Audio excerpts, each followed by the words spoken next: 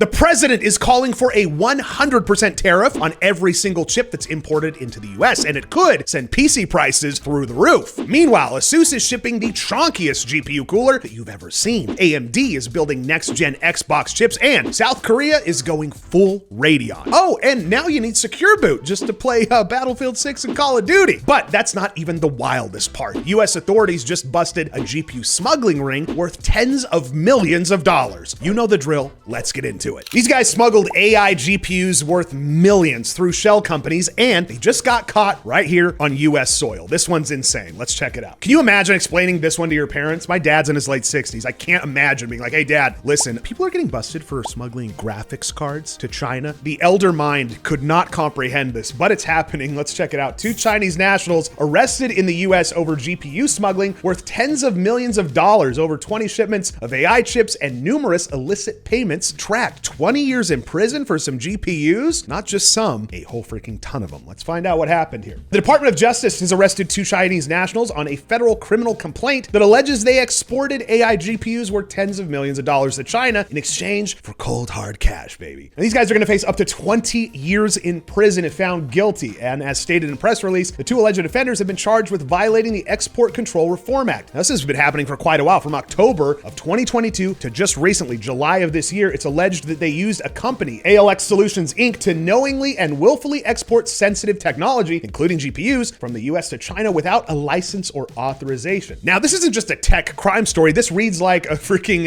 like a James Bond script. The scale of the operation and all this high-value tech involved is just staggering. Let's dig into it. Now, it's alleged that the company was set up shortly after the Commerce Department started requiring these licenses, and they did this explicitly for illicit purposes. According to export records, a shipment in December of 2024 and at least 20 previous shipments from the company involved exports from the US to shipping and freight forwarding companies in Singapore and Malaysia, known transshipment points used to smuggle GPUs into China. I can't help but wonder like how deep this network is. I'm guessing, based on the story, that these are 2 low-level operators, and then you've got, I would imagine, higher-ups pulling the strings behind the scenes as well. I have a hard time envisioning this as just a 2-person operation. The December 2024 shipment was purportedly labeled, claiming it was sending GPUs subject to federal laws and regulations, when in reality, it contained unlicensed GPUs. What GPUs? Well, let's find out. Now, the release doesn't specify exactly what GPUs were being smuggled back and forth, but the chip was made by, quote, a manufacturer of high-performance AI chips.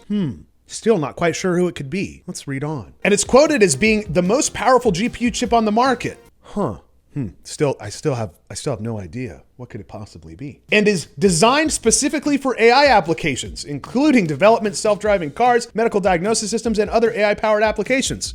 I'm starting to figure this out. Therefore, it seems plausible that the chip in question is the H100 or B200 from NVIDIA. Law enforcement seized all their phones, found the communications between the defendants, and after they surrendered, one of them was released on a $250,000 bond. Ooh, check that out. This is crazy, man, and this case really underscores just how porous export restrictions can be when criminal networks like this are leveraging middlemen and shell companies in third countries. It's insane. It's just a reminder that tech regulation is only as strong as the enforcement behind it, which I'm guessing if this is happening and they busted one, there's another 50 out there that haven't been busted quite yet. Just a guess. Let me know what you think about this in the comments down below, and make sure that you hit the subscribe and like button while you're down there. All right, listen up, friends. Today's video is powered by the Meta PC's Night Reaper. This thing is shipping today. Every single panel sports its own custom print, so your rig looks as savage as it plays. Now inside, you've got the brand new RTX 5080, Ryzen 7 9800X3D, and 64 gigs of DDR5 memory. Translation, triple-digit frames and render times measured in blinks. This thing is cooled with a Meta 360 AIO, it's RGB drenched, and it's got tempered glass that lets the artwork pop. We pulled some crazy frames in Fortnite, Apex, and even in Cyberpunk on some wild settings. So hit metapcs.com, click the buy button, and use code ZachNews to save. It leaves our Phoenix shop the very same day. Now these units vanish fast, so claim your Night Reaper before somebody else racks up the kill streak at metapcs.com and use code ZachNews to save. And now, back to the news. ASUS just unveiled a quad slot monster that might be bigger than your entire build, Noctua fans included. Let's check this out. Oh, I can't wait to see what this looks like. Ooh. ASUS RTX 5080 Noctua Edition detailed. Quad slot design with 2.7 gigahertz boost. Let's take a look at it. I wonder what it...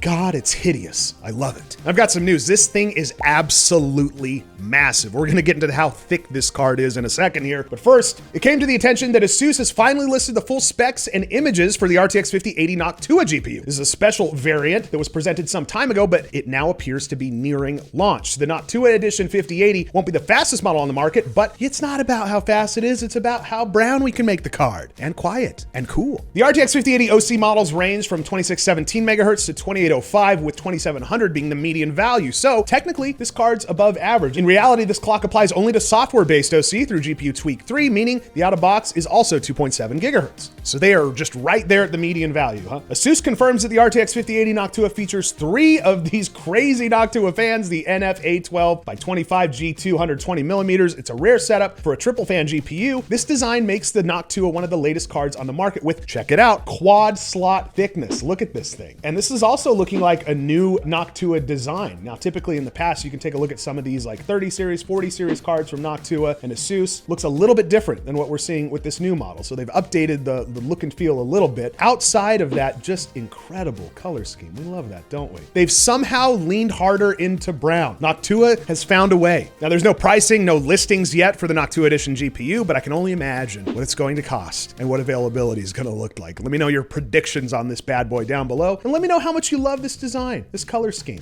Just hideously beautiful, isn't it? And with 4 slot thickness, man, I think, dude, the builder forums and Reddit is going to be full of people measuring whether their tower can even house this thing. So if your next stealth operation requires a quiet GPU, maybe this is now the new standard. Let me know what you think down below. Let's dig into the comments, see what people are saying. Oh, I didn't expect to see this. Ugliest GPU I've ever seen.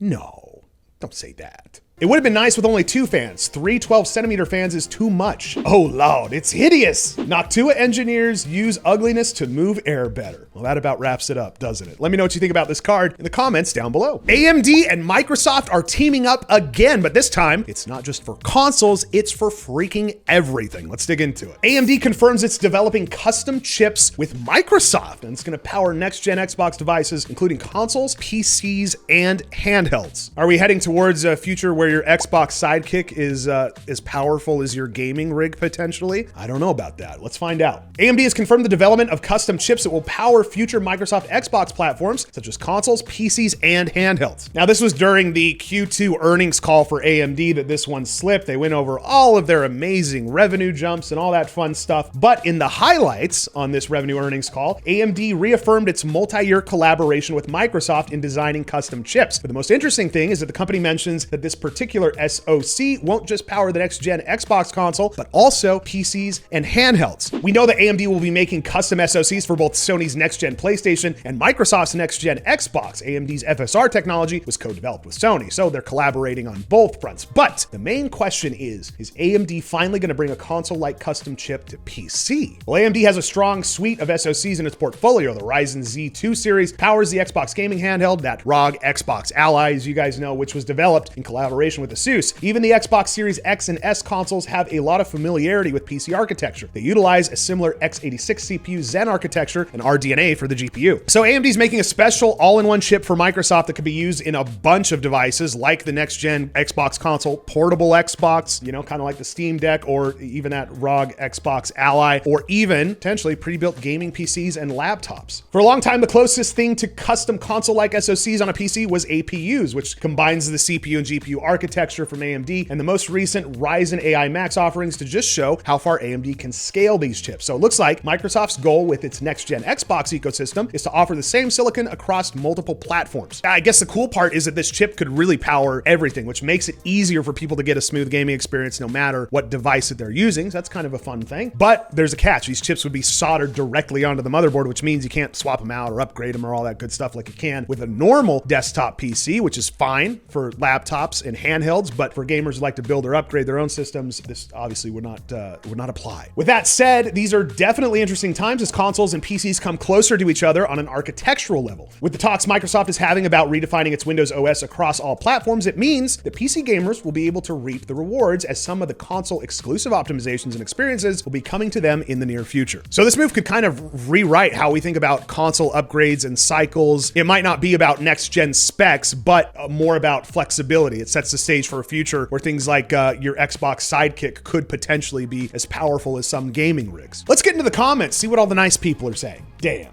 people will game on anything. Lols. Let me know what you guys think about this in the comments down below. For the first time in a decade, AMD is making serious GPU gains in South Korea, and nvidia should maybe pay attention. Let's take a peek. AMD GPUs gained the highest DIY market share in a decade in South Korea. RDNA 4 GPUs are very popular, but nvidia still dominant with a 76% share. Let's break down the numbers and see how trends have changed and what it maybe means for the rest of the world. Not just North America or Europe, but some Asian regions are also seeing a noticeable increase in demand for AMD GPUs, particularly the RDNA 4 cards, which helped AMD gain more GPU market share this year. AMD, nearly 21% of total GPU market share in 2025. It's never been better for AMD, whether you consider its dominance in the CPU segment or its rise in the GPU market as well. While still much behind NVIDIA, it's slowly rising, claiming more GPU market share than ever in the last decade. Now, according to Danawa, the Korean DIY market is seeing a sharp rise in AMD GPU market share, with users opting for the latest AMD GPUs, the most popular obviously being the 9070 XT, which is crushing right now. And then you've even got previous gen, the RX 7700 XT. Last year, AMD hardly had 15% of the total GPU market share, but this year, as per 6 months data, AMD is up around 21%, leaving NVIDIA with 76% of the market share and 3% for our friends over at Intel. If you look at the market share in the last 10 years, AMD has never reached such a point except for back in 2019, and a lot of the credit goes to the RX 9000 series GPUs. So let's take a look at this chart here. Who's winning the race on the AMD side of things? Well, the usual suspects. RDNA 4 GPUs are kicking a whole lot of butt. You have the 9070 XT, the 9060 XT, the most crucial GPUs that boosted AMD's market share, as you can see right here. For NVIDIA, it's the RTX 5060 class and 70 class cards, which are the most popular in South Korea, with the 5060 reaching over 20% of total GPU market share. 5070 coming in second, about 17% share, and then the 5070 Ti at 10, 5060 Ti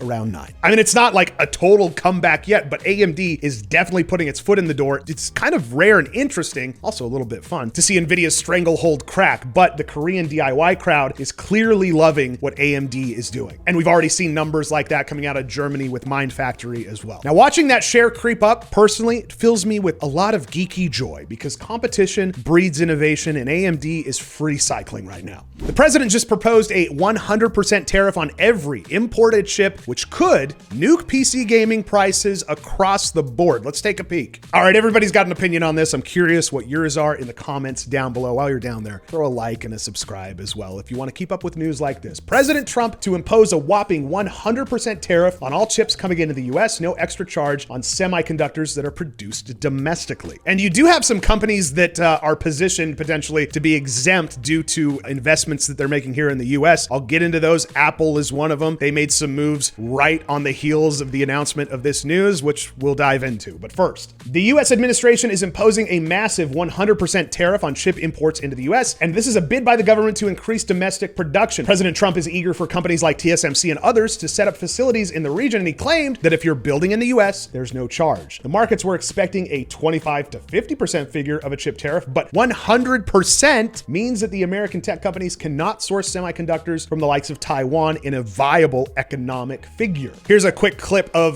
President Trump doubling down on this. Let's roll it. We'll be putting a tariff on of approximately 100% on chips and semiconductors. So who's exempt from stuff like this? I mentioned some exemptions. You have companies like TSMC, Samsung, SK Hynix, and Apple. Those are positioned to be exempt due to their US investments or planned facilities. In fact, check this out, press release on Apple's website. Apple's increasing commitment to $600 billion and announces an American manufacturing program. They're spending $600 billion to make more products in the US. And this is including a new program called American Manufacturing Program, AMP. And as part of that, they're taking all the glass for iPhones, Apple Watches, and those are going to end up being made in Kentucky by a company called Corning. They're also working with a bunch of other US companies over at Apple to build parts like chips and Face ID lasers, which should help them to avoid some of those big import taxes and keep the government happy. Also means that future iPhones like the iPhone 18 could be even tougher and will obviously be a little bit more American made than we've seen before. This doesn't just affect things like iPhones or gaming PCs and stuff like that. The policy kind of introduces some uncertainty for electronics that are reliant on foreign made chips. That's everything from appliances to cars. The US government has been active in securing investments for settling up domestic facilities, with the likes of TSMC, Samsung, Micron, and others announcing multi-billion-dollar deals to cater to the demand coming from American tech companies. TSMC ramped up its investment to $300 billion,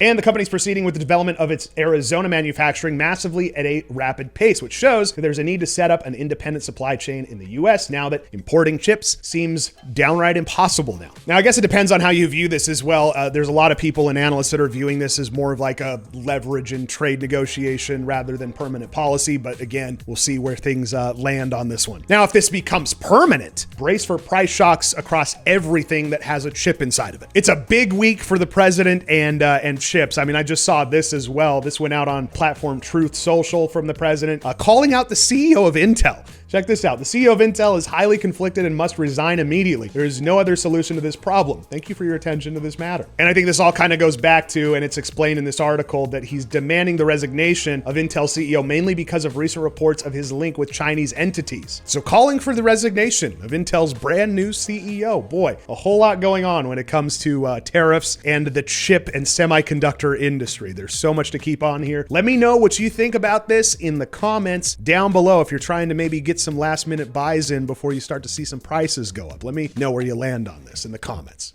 You want to play the next Call of Duty or maybe even Battlefield, which everyone's really excited for? Better check your BIOS because Secure Boot is now mandatory. Let's check this out. That's right. Call of Duty Black Ops 7 and Battlefield 6 are both going to require Windows Secure Boot. Following the announcement of PC requirements for the upcoming Battlefield 6, which was honestly fairly modest, I was pretty surprised by this. It's actually kind of nice. It makes the game more accessible to folks. There's a caveat here. They've confirmed that Call of Duty Black Ops 6 is also going to follow a similar path as Battlefield 6, and it's going to require comparable technology to combat cheating. This involves TPM support. That's something that has been discussed for years, particularly with the release of Windows 11. Just more push to get people into Windows 11. It was relatively easy to install Windows 11 without it. Now, to counter more sophisticated cheating tools, both Activision and DICE are implementing a requirement for Secure Boot. This means that systems lacking this feature will not be able to run games. TPM ensures that the system's boot process is verified by the CPU, while Secure Boot makes sure only trusted software is loading during startup. Now, most of you guys probably already know this, but Secure Boot, using your computer's UEFI to help protect the system by only letting trusted software run when your PC starts up. It checks everything while you load on boot to make sure that nothing has been messed with or tampered. And so game developers are now relying on Secure Boot to help fight cheaters, since it makes it harder for them to inject hacks before a game even launches. But obviously there's a catch. If you've got an older PC or you've done a whole bunch of tweaks and custom modifying, you might not have Secure Boot turned on, or your system might not support it at all. And that means you might not be able to run certain games unless it's enabled, much like the new Black Ops or Battlefield 6. The Battlefield 6 open beta starts this week, and it's already going to require Secure Boot. Meanwhile, Activision is going to implement notifications for existing Call of Duty games to let users know they should enable this technology before the Black Ops 7 release. It makes sense from a cheating control perspective. Secure Boot, low overhead, high leverage. I get it. That said, I'm already seeing people post, hey, listen, I run Linux on a dual boot. What do I do now? And obviously, this is probably going to accelerate people migrating fully to Windows 11 if they haven't yet already. This is the kind of requirement that sounds small until your PC refuses to launch a game. Then you're not having so much fun. Let me know what you guys think about this in the comments down below. All right, guys, that's going to do it for today. Make sure that you hit like and subscribe on the video. Leave a comment down below. It helps the channel to grow. And as always, we'll see you again next time.